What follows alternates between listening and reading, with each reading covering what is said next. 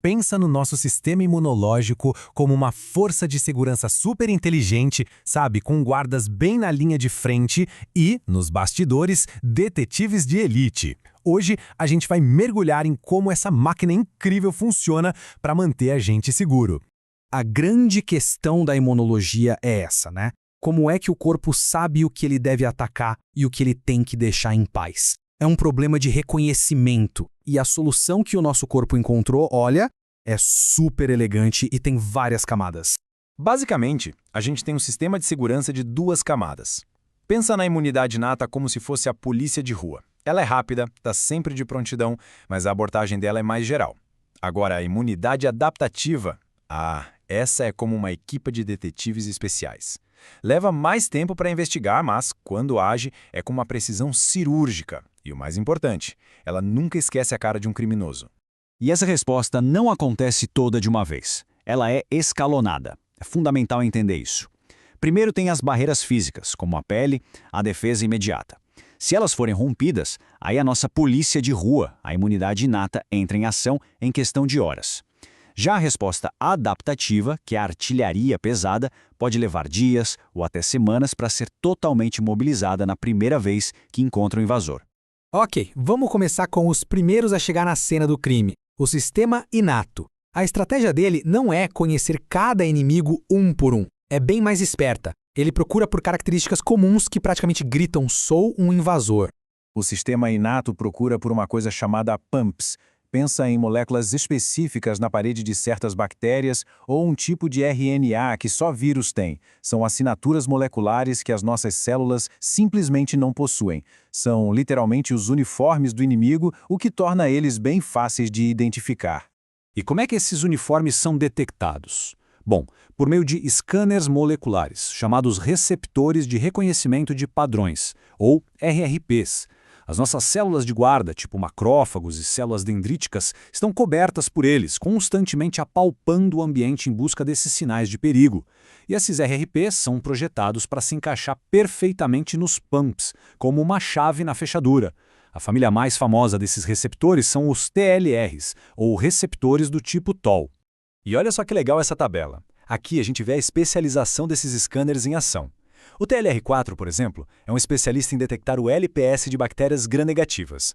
Já o TLR5, ele detecta a flagelina, que é a proteína dos flagelos de muitas bactérias.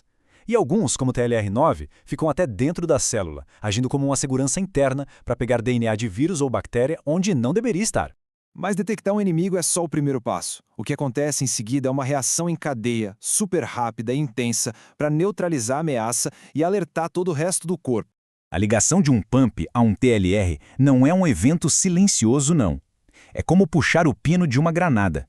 Isso dá início a uma cascata de sinalização dentro da célula que resulta numa resposta inflamatória massiva.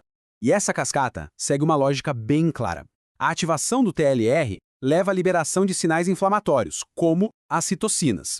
Isso alerta o fígado para produzir as proteínas de fase aguda que ajudam a combater a infecção de vários jeitos. E, crucialmente, ativa uma outra parte fundamental da defesa inata, o sistema complemento. O sistema complemento é um negócio fascinante. É um conjunto de mais de 20 proteínas no nosso sangue que, quando ativadas, agem como um verdadeiro exército. Elas podem marcar os invasores para destruição, recrutar mais células imunes para a briga e podem até se juntar na superfície de uma bactéria para formar um poro, o tal complexo de ataque à membrana, que perfura a parede da bactéria e faz ela explodir. É um golpe fatal. A imunidade inata é excelente para conter uma invasão, mas para uma vitória definitiva e principalmente duradoura, ela precisa apresentar as provas que coletou para os detetives do sistema adaptativo. É exatamente aqui que entram as moléculas MHC. Pensa nelas como se fossem uma vitrine de exibição na superfície da célula. Uma célula apresentadora de antígenos, tipo a célula dendrítica, captura um invasor, desmonta ele em pedacinhos e aí exibe esses fragmentos nessas vitrines MHC. E não é uma vitrine só, não. Existem 2 tipos principais. O MHC de classe 1, ele sinaliza problemas internos, tipo uma infecção por vírus dentro da célula. Ele basicamente grita: "Ei, eu estou infectado aqui, me destrua".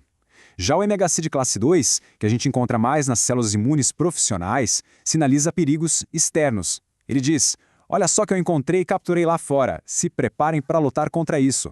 Essa apresentação de provas através do MHC é o sinal.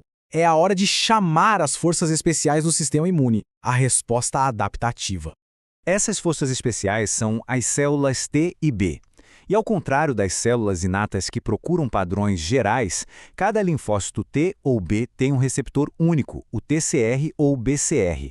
Cada um deles reconhece um fragmento específico do inimigo com uma precisão incrível.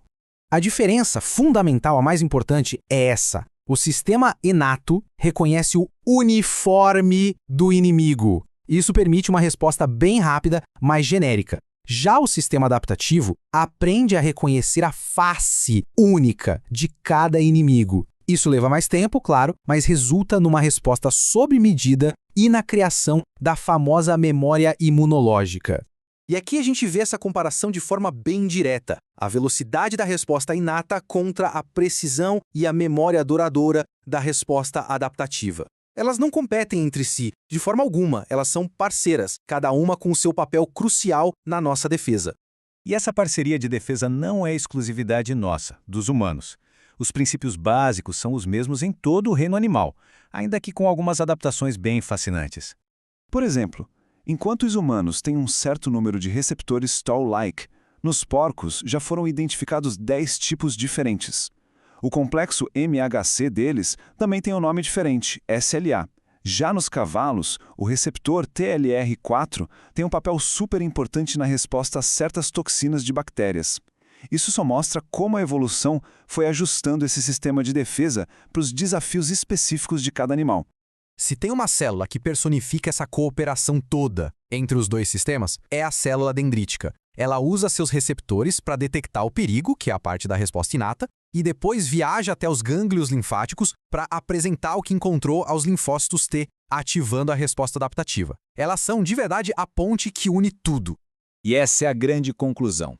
A resposta inata não é só uma defesa primitiva ou simples. Pelo contrário, é uma força de combate inteligente que coleta informações cruciais do campo de batalha e usa essas informações para instruir e mobilizar as forças de elite da imunidade adaptativa.